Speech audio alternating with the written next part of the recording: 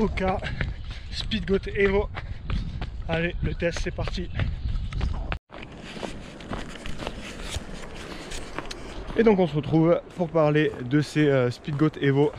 Donc je suis à Bourg-Saint-Maurice, dans la vallée de la Tarentaise, pour vous parler de ces chaussures. Donc je viens finaliser le test sur les sentiers ici, alors que l'hiver arrive vraiment en montagne.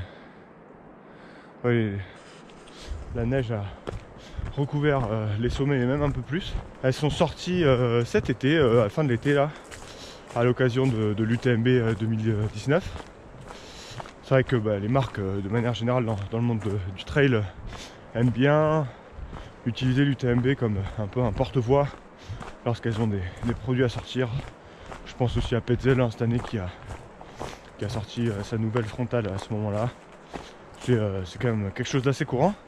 Donc Hoka a fait un peu sa communication, on va dire, autour de cette Speedgoat Evo avec Jim, hein, évidemment, parce que c'est d'une part leur athlète un peu iconique, et puis d'autre part c'est un des athlètes du team qui adore courir en Speedgoat, contrairement je pense à Tim Tollefson, lui qui court plutôt en Evo Mafat 2.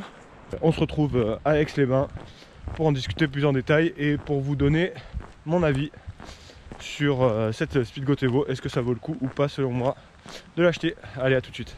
Donc cette Hoka Speedgoat, je vais vous donner les grandes caractéristiques. Donc ce qu'il faut comprendre déjà, c'est que une Hoka Speedgoat Evo, c'est une Hoka Speedgoat. Ça garde vraiment les mêmes codes, ce qui a fait la particularité de cette chaussure et son succès. Donc comme vous le voyez, une chaussure avec une semelle maximaliste. Là on est vraiment les chantres du minimalisme. Là je pense que vous pouvez fuir cette vidéo, c'est vraiment pas fait pour vous. Et cette Hoka Speedgoat Evo ne déroge pas à la règle. Donc une chaussure, une semelle maximaliste, 4 mm de drop, là il n'y a rien qui change, une chaussure qui reste assez légère, 280 grammes. Pour un tel amorti, il n'y a aucune chaussure sur le marché qui peut rivaliser là-dessus. Une semelle Vibram Mega Grip, là-dessus on reste sur du classique aussi sur la Speedgoat. La grosse nouveauté, c'est la tige qui n'est pas en mèche comme ils avaient l'habitude de le faire jusqu'à présent, mais en matrix.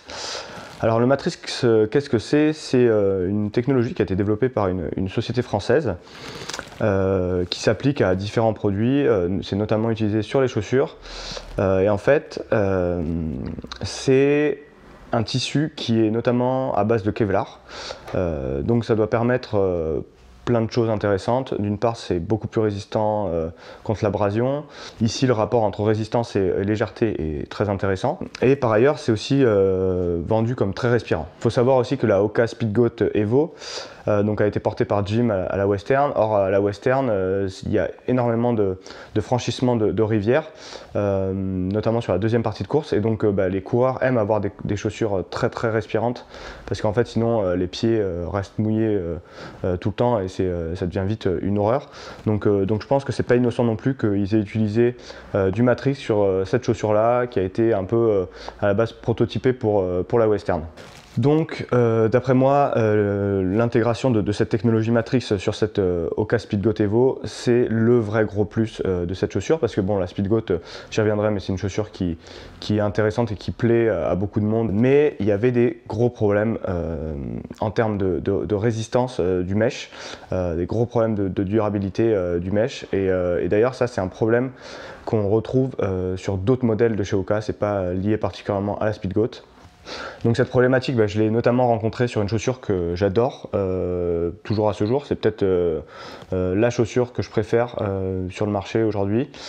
C'est la Hoka Torrent. Donc là, bon, vous la voyez, elle est dans un sale état. En fait, je les ai pas touchées depuis l'Ultra Ricana où je les ai mises pour la dernière fois. Et donc en fait, cette Hoka Torrent, elle doit avoir environ 400 km avec l'Ultra Ricana qui faisait 125, donc vous voyez, je l'avais pas non plus usé énormément, je l'avais quasiment mis qu'en compétition depuis que je l'ai, donc c'était il y a un an à peu près. Et en fait, donc 400 km c'est pas grand chose pour une chaussure de trail. Quand on regarde la semelle, franchement elle a super bien tenu, pas vraiment usé, les crampons sont encore bien marqués, il n'y a aucun souci de ce côté là. Par contre, le mesh, là c'est assez dramatique. Il se déchire de toutes parts. Donc pour une chaussure qui a 400 km, c'est quand même pas terrible, quoi. Donc voilà, ça c'est un des gros problèmes qu'on peut voir chez Hoka depuis un peu toujours, en fait. C'est bizarre qu'ils n'aient pas réussi encore à régler ce problème-là, mais en tout cas le mesh généralement était très fragile sur leur modèle trail, donc voilà, c'est une caractéristique à prendre en compte. Donc l'ajout de cette technologie Matrix qu'on retrouve d'ailleurs chez d'autres marques en trail, je pense notamment à Millet, au Light Rush de Millet qui sont sortis un peu plus d'un an je crois. Il me semble qu'il y a Hoka et Millet dans le trail qui l'utilisent aujourd'hui cette technologie, mais je pense qu'elle va se développer de plus en plus parce que quand même elle a beaucoup d'intérêt. Celle-ci je leur ai mis quand même beaucoup de kilomètres et vous voyez le mesh est vraiment encore, enfin le mesh, je devrais pas dire le mesh justement, la tige est vraiment très bon état encore, pas vraiment d'usure. Donc globalement, si on me donne une Speedgoat et on me dit bah tu verras la tige va pas se déchirer au bout de 300 bornes, en fait moi là j'ai trouvé une chaussure qui est vraiment intéressante parce que la Speedgoat vient gommer, la Speedgoat Evo vient gommer un gros défaut qu'avaient les Speedgoat et qu'ont les chaussures Hoka de manière générale. Donc là-dessus, je trouve que c'est une super avancée. Alors mon avis sur ces chaussures, avant de vous donner les points positifs, les points négatifs, je vais vous donner mon avis global. Honnêtement, c'est une chaussure que j'adore, que d'ailleurs je vais utiliser je pense sur ma prochaine compétition qui sera l'hivernal des Templiers, la Stragale, donc le 65 km. Alors je vais commencer d'abord quand même par les points un peu négatifs de cette chaussure. D'après moi, il y en a trois.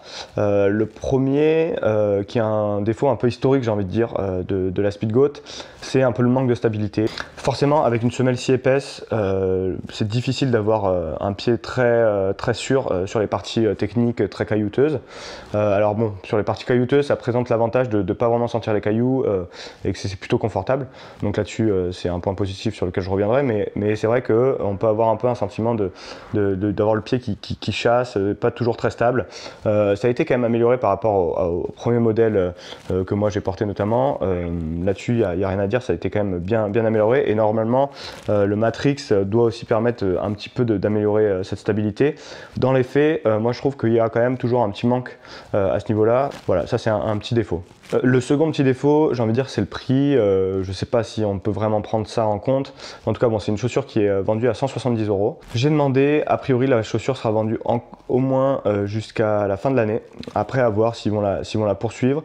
Je sais que c'était plus ou moins un one-shot pour l'UTMB 2019. Mais étant donné que j'ai l'impression qu'elle se vend très bien, il serait possible qu'il la prolonge un petit peu. Là, ils viennent de sortir la Speedgoat 4, la Speedgoat 4 Gore-Tex, donc effectivement, ça fait un peu concurrence, si je puis dire, mais bon, en tout cas, elles se vendent très bien, donc c'est possible qu'il la prolonge un petit peu. Mais voilà, le prix 170 €, c'est quand même pas donné, et je pense que c'est quand même un élément à prendre en compte. Enfin, le dernier point négatif, je sais pas si ça en est vraiment un, je dirais que c'est une chaussure, de mon point de vue en tout cas, peut-être que des experts en biomécanique me contrediront, mais d'après moi c'est une chaussure qu'il ne faut pas porter tout le temps pour toutes ces sorties, parce qu'on s'habitue très vite et après une fois qu'on est habitué, c'est très difficile de s'en défaire. Je pense que ça peut même causer certaines blessures, parce qu'avec ce genre d'amorti très imposant, ben, on va plus travailler certains muscles profonds du pied, du mollet, etc. Et quand on va vouloir passer à une autre chaussure, ben là ça va être problématique. Donc après il y a un peu d'autres solutions. Il y a soit on commence à porter des Speedgoat, on aime ça, on adore ça, on continue toute sa vie avec ça. Mais si on veut un peu varier, ben là je pense que ça peut être un peu problématique, et ce côté addictif entre guillemets, je pense que ça c'est un petit souci. Et donc ben, pour éviter ça, moi je conseille en tout cas moi c'est ce que je fais avec cette chaussure, et je trouve que ça marche plutôt bien. En tout cas je la mets de temps en temps.